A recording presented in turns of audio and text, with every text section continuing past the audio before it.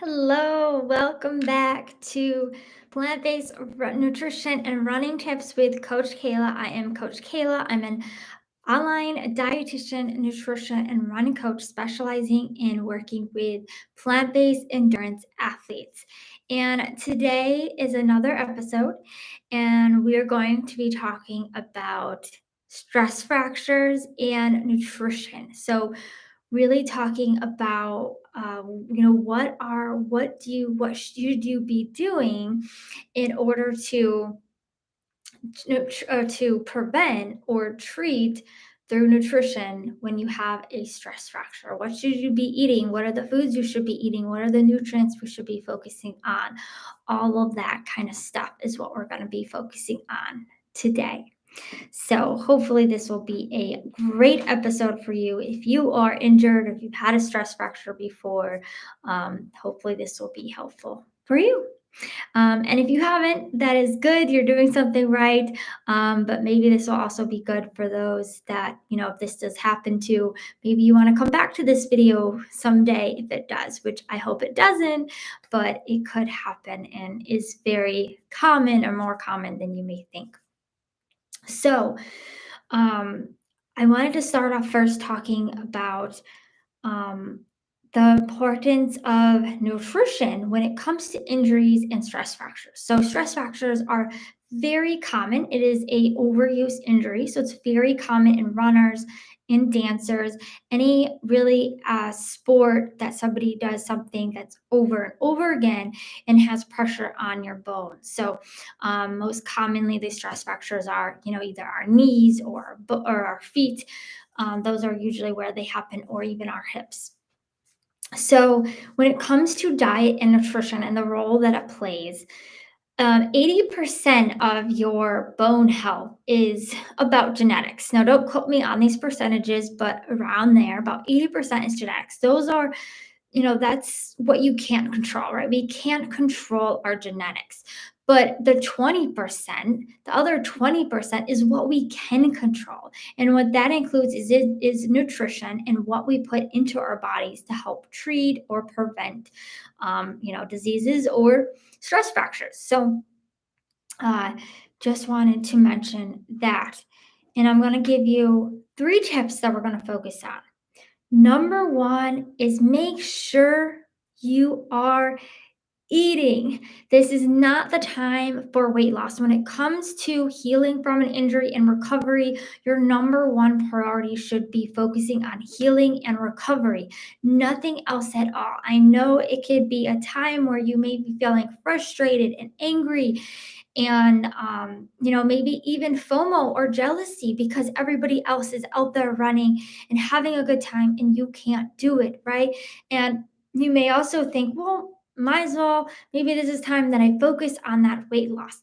I encourage you not to actually focus on weight loss, because when we focus on weight loss, we are focusing on eating a deficiency or eating in a calorie deficiency. And the only thing with that is that you may not be eating enough. If you're focused on that, eating enough to help your body heal. So, nutrition is part of the healing process, and we want to make sure we're eating enough. So, just like fueling when we're training for, a marathon or ultra distance race or a Ironman, we want to make sure we are fueling our body properly and still eating really very similar or the same way that we are when we're training, even though we're not moving as much. Or maybe you are able to move a little bit, but in different ways. And if you guys are interested in learning more about, some of the things that I personally have been doing or things that my clients have done before that were injured, I can certainly talk more about that in another video or episode and talk about what are things that you can do based on the injury that you have to stay in shape, because there are ways that you can to keep moving. But number one is making sure you're eating enough. This is so important. Don't focus on weight loss. Don't feel like you have to decrease calories. We want to keep those calories up so we can give our bodies the nutrition that it needs in order to help heal faster in that process. Number two, the 2 nutrients that are important for bone health are calcium and vitamin D. So calcium, we all know calcium is important for our bone health, right? It is, helps us to have strong bones, especially when we're younger, in the younger years, we want to make sure we're eating enough calcium. And then also, even as we age, we want to make sure we're having calcium, getting enough calcium, but also as athletes and, doing a bone strengthening activity as running is, we need to make sure we're getting enough calcium. And your calcium needs are going to be different based on your age or how active you are or the activity that you do, all of that. But we need to make sure we're getting enough calcium. And you may also have heard, if you're new to plant based, you may be wondering, well, how do I get my calcium from plant based foods? Well, I will tell you.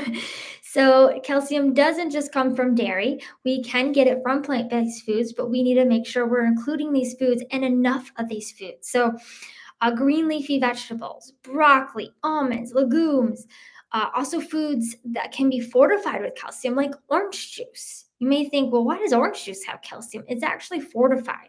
Tofu and soy milk, those are also foods that are fortified with calcium. There's also plant based milks that are fortifying with calcium. So when you go and grab your plant based milk, maybe if you're looking to make sure to get that calcium, look at those food labels, look at the different milks, see what one has more calcium that's actually going to be beneficial for you. There are milks out there that don't have a lot of nutritional benefit because they're not fortified. And you really could be essentially paying for water. So we don't want to do that. We want to be, everything we put into our bodies, we want to make sure it's nutritionally dense. So, making sure that foods are fortified with calcium in order to get to that calcium. If you're not sure how much calcium you should be shooting for, or how much to get, or how to get it, reach out to me. That's how I can help you. And then number two is vitamin D. Vitamin D is a hormone, and it's most commonly made through our skin from the sun. So that's really how we get vitamin D. But a lot of us are nutrition or are deficient in vitamin D. And it's known that because, if we live in the northern hemisphere, we don't get enough sun, right? So it makes sense that we don't have vitamin D, or we're not getting enough vitamin D. But there are people I know that live in the sunshine state that also are deficient in vitamin D. So vitamin D is a very common deficiency, no matter where you live or what or how you eat. It's very common, but it definitely is very common in those that are plant-based or vegan for sure, because there's just not a lot of sources of vitamin D of foods that we eat, and for some reason it is difficult for our bodies to convert and make, or can be difficult for our bodies to make from the sun.